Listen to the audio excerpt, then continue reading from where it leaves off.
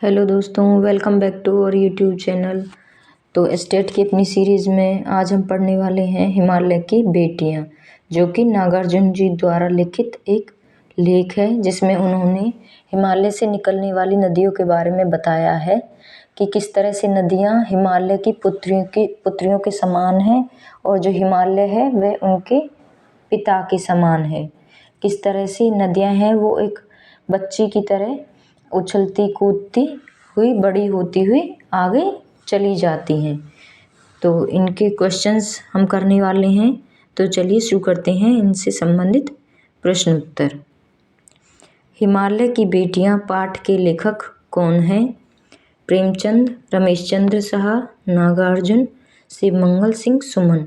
तो हिमालय की बेटियां जो पाठ है उसके लेखक हैं नागार्जुन जी। लेखक ने हिमालय पर्वत से निकलने वाली नदियों का किस रूप में वर्णन किया है? पुत्र, बेटियों, पिता या माता। तो लेखक ने हिमालय से जो नदियां निकल रही हैं उनको बेटियों के रूप में वर्णन किया है। हिमालय से निकलने वाली नदियां लेखक को दूर से कैसी दिखाई देती हैं?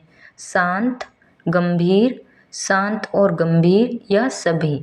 तो इसका सही आंसर होगा ये सभी, क्योंकि वो शांत भी दिखाई देती हैं और गंभीर भी। लेखक ने हिमालय से निकलने वाली किन किन नदियों का वर्णन किया है? गंगा, यमुना, सतलुज या सभी। तो लेखक ने गंगा, यमुना, सतलुज इन सभी का वर्णन किया है। लेखक को नदियां किस प्रकार प्रतीत होती थी? महिला, संभ्रांत महिला, माता या कोई नहीं। तो लेखक को जो नदियां हैं वो एक संभ्रांत महिला की भांति प्रतीत होती थी। नदियों के प्रति लेखक के मन में किस प्रकार के भाव थे? श्रद्धा, मंगल, नेक या पवित्र। तो नदियों के प्रति लेखक के मन में श्रद्धा के भाव थे।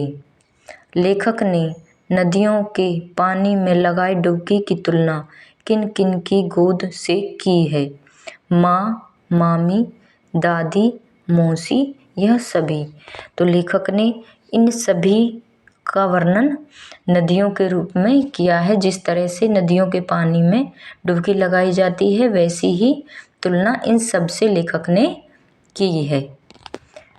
लेखक को समतल मैदान में नदियां कैसी दिखाई दी? छोटी, विशाल, लंबी या चौड़ी। तो लेखक को समतल मैदान में नदियां विशाल रूप में दिखाई दी।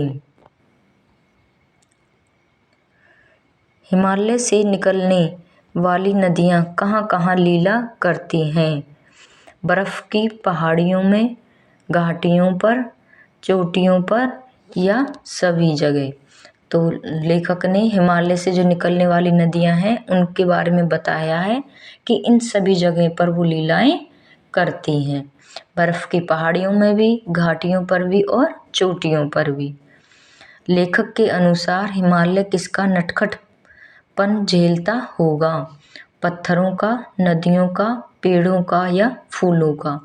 तो लेखक के अनुसार हिमालय नदियों का नटखटपन झेलता होगा, क्योंकि जो नदियां हैं वो हिमालय से ही निकलती हैं।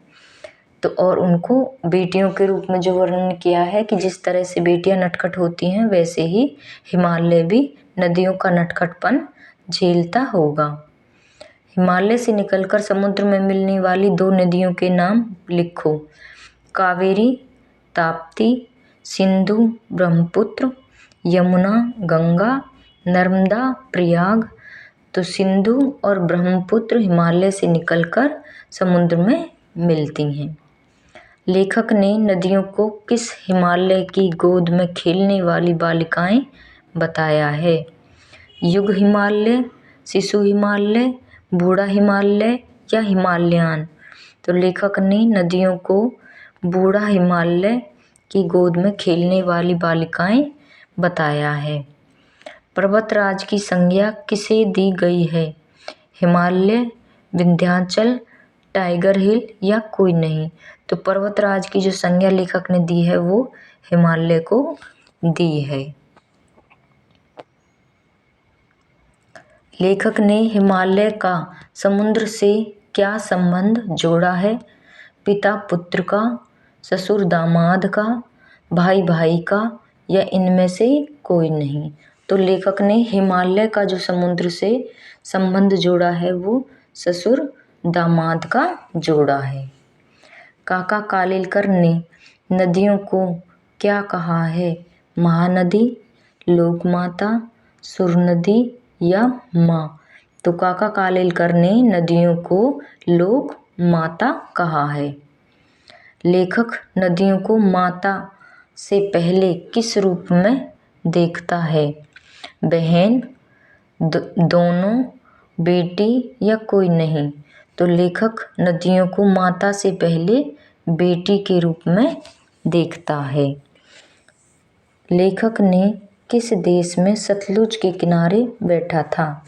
लेखक किस देश में सतलुज के किनारे पर बैठा था? भारत, नेपाल, पाकिस्तान या तिब्बत? तो लेखक तिब्बत में सतलुज के किनारे पर बैठा था। तिब्बत में सतलुज के किनारे बैठकर लेखक उसके किस रूप से प्रभावित हुआ? आकर्षक, कोमल, पवित्र या शीतल? तो लेखक सतलुज के किनारे बैठकर उसके पवित्र रूप से प्रभावित हुआ। तो दोस्तों ये तो थी कुछ महत्वपूर्ण प्रश्न जो कि हमने आज किए हैं। उम्मीद करती हूँ आपको ये वीडियो बहुत पसंद आई होगी। तो वीडियो पसंद आई हो तो लाइक कीजिए, शेयर कीजिए और चैनल को सब्सक्राइब कीजिए। थैंक यू दोस्तों।